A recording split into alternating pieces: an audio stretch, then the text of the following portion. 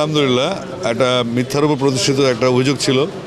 এই রোজার মাসেই মামলাটার সিকোয়েন্স তৈরি হয়, আমি রোজার মাসে রায় পেলাম।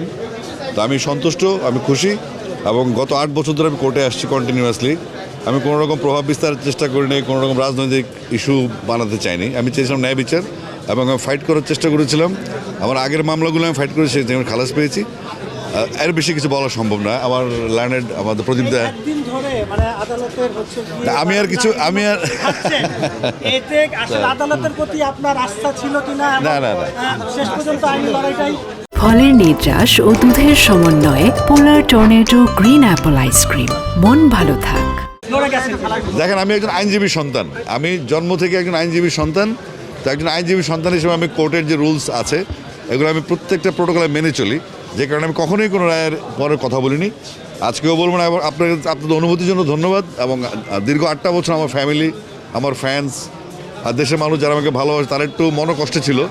তো আজকে মাননীয় আদালতের এই রায়ের মাধ্যমে আসলে আমি একটু মুক্তি পেলাম আর কি। এটা আমার জন্য অনেক আনন্দের, আমার ফ্যামিলির জন্য অনেক আনন্দের। Thank you.